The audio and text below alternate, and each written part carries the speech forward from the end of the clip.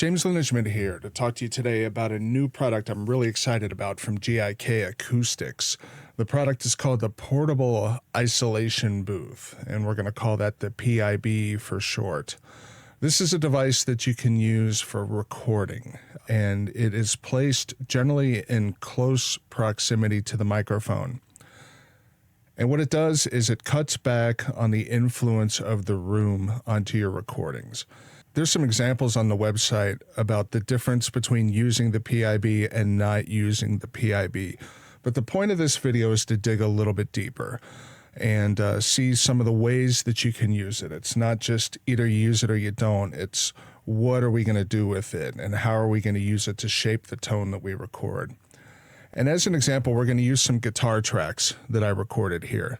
And apologies, I'm probably the world's worst guitar player here.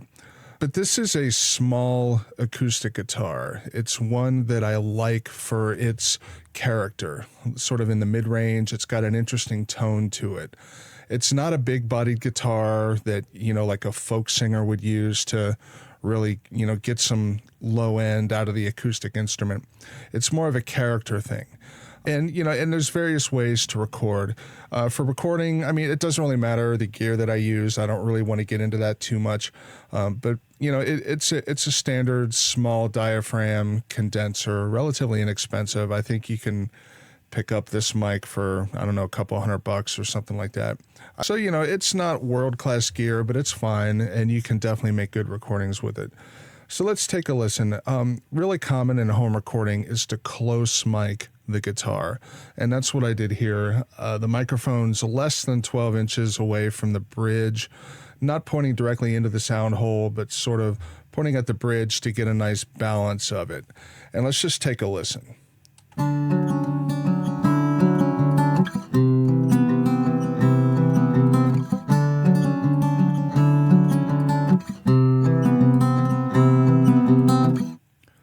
Okay, so obviously that's the first track at the top in red, right up here that we just listened to.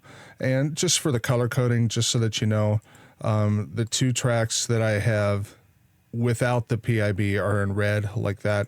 And then I've got two green tracks that are with the PIB. So let's take a listen to that again. This is a really common strategy that people use a lot when they're making recordings at home. It's an acoustic guitar, it's close mic'd. And one of the things about close miking is the proximity effect. So the bass is going to sound pretty full, almost exaggeratedly so. You can sort of hear that whoa, whoa, whoa, whoa, tone of the guitar in the close mic situation like that. So give a listen and listen for that low end that I was talking about.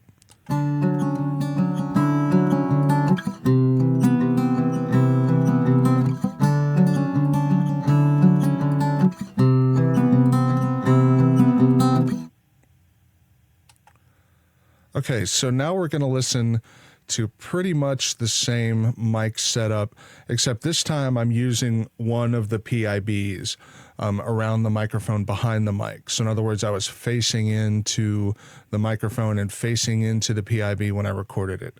So let's listen to this. And admittedly, for close miking schemes, the contrast here is going to be pretty subtle, but let's listen.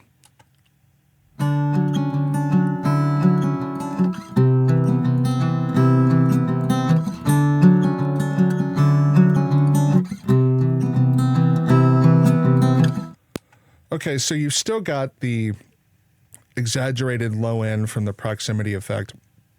But what I find is that the mid-range character of the guitar is a little more evident, mostly because the reflections from the room are not completely destroying the tone in terms of comb filtering. And again, because this is a close mic situation, the direct sound of the instrument is so close to the mic, it's much louder than the room reflections, which is really the main reason we do close miking to begin with. It's to minimize the interaction of the room to our recording. But of course, it produces the artifacts. So let's listen again. This is without.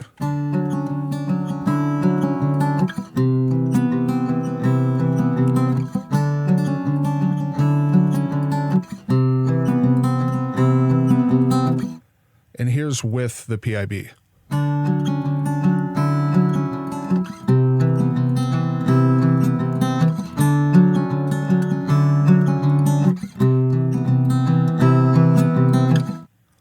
Okay, so it's an improvement, right? It's a little clearer, a little more natural sounding, and it's a pretty subtle thing at this point. And again, remember, this is because we're close miking, and also this has no artificial processing on it. There's no compressors, no EQ on those tracks right now. But let's think about using the PIB a little bit more as a creative tool rather than as a problem solving, although it is kind of a problem solving tool. In this case, what I've done is I've backed the microphone up about 3 feet away. When you back the microphone off a little bit, that tames that proximity effect quite a bit so that you don't hear the boominess there. But the downside is that it's going to let more of the room sound in because you have to turn the gain up a little bit. It's not as loud. So by turning the gain up, you also raise the noise floor and you raise the level of those reflections getting into the microphone. But in this case, I did use the PIB, and in fact, I used 2 of them, one on each side of me, to sort of create almost like a tunnel effect between the guitar and the microphone itself. Not really a tunnel. But let's listen to that. And what you're going to hear, the low end is a little more natural, and the mid-range character of the guitar is definitely much more natural because that's how we hear guitars. We never stick our ear 12 inches away from a guitar to listen to it when someone is playing. We're always back a little bit, and even 3 feet is pretty close, but it's a much more natural sound than getting your ear, or in this case, the microphone, right up on it. So let's take a listen.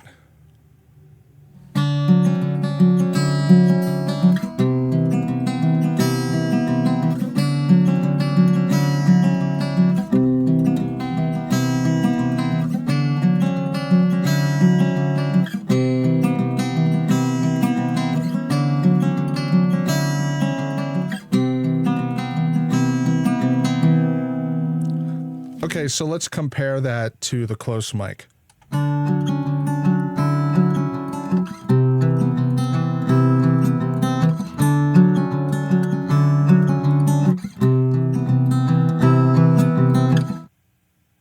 And further back.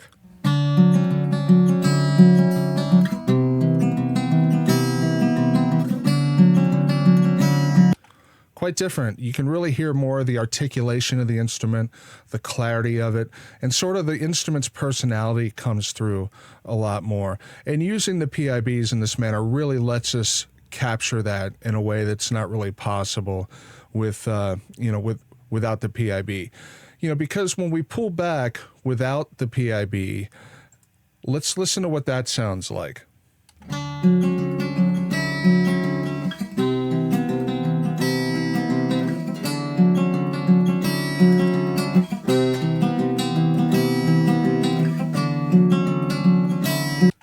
Now that's a pretty big difference. It's a thinner sound. You can hear some comb filtering going on there. Some of the frequencies. Some of the frequencies are sort of disappearing, and it just doesn't have the same focus as the other one. Let's listen to them both together. Again, here's without the PIB.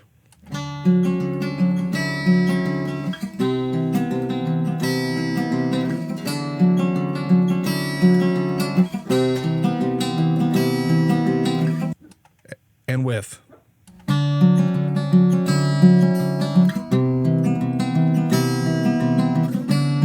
Without. And with.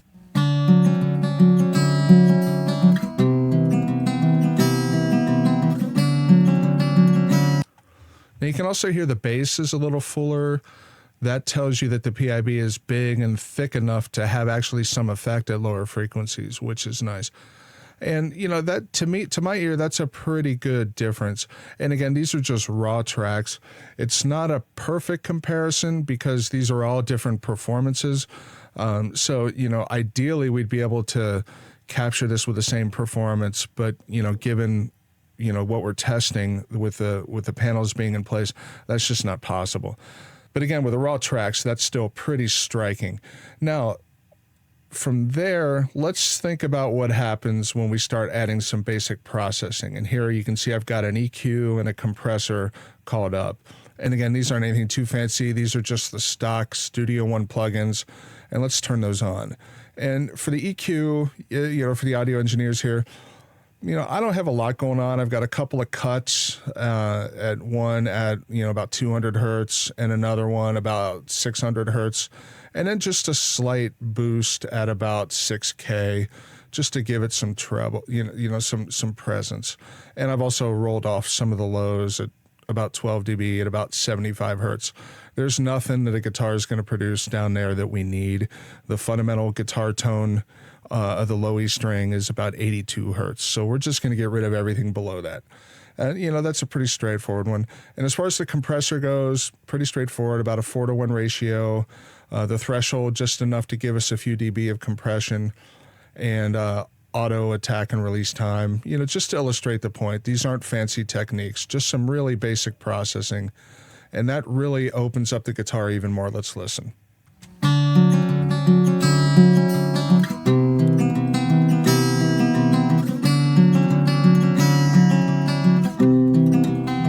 I'll bypass those.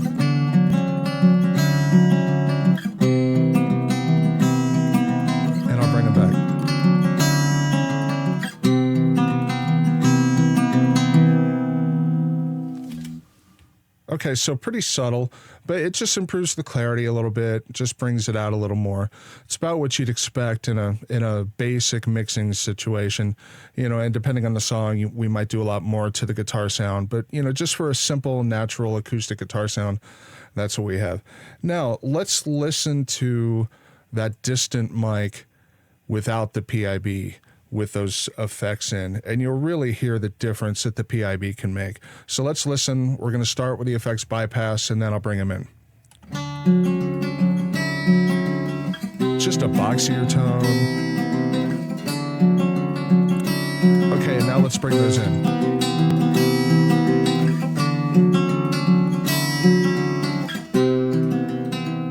Back out.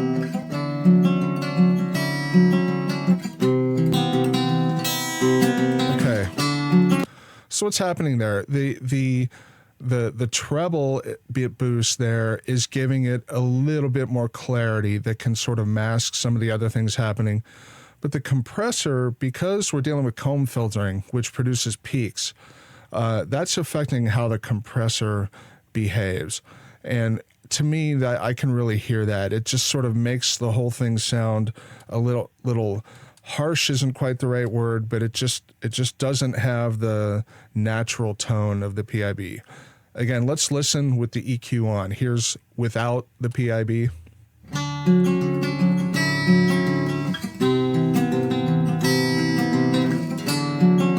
Okay, let's jump back to with the PIB. Here we go.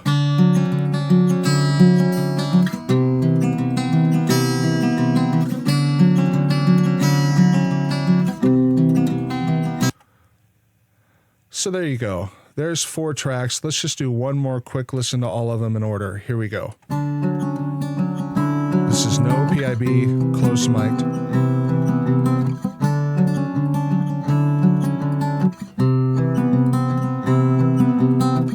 This is with the PIB, same close mic.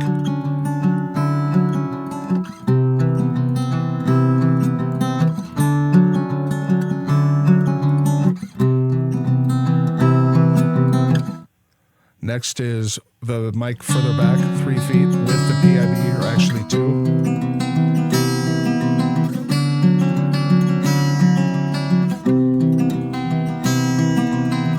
Okay, and lastly, no PIB.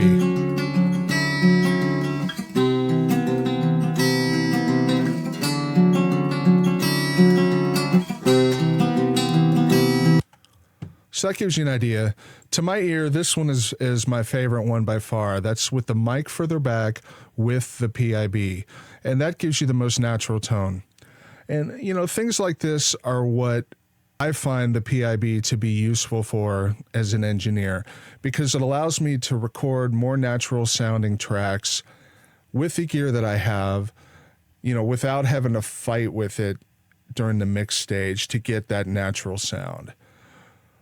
Once again, this is James Lindenschmidt bringing you the PIB for GIK Acoustics. Thanks for listening.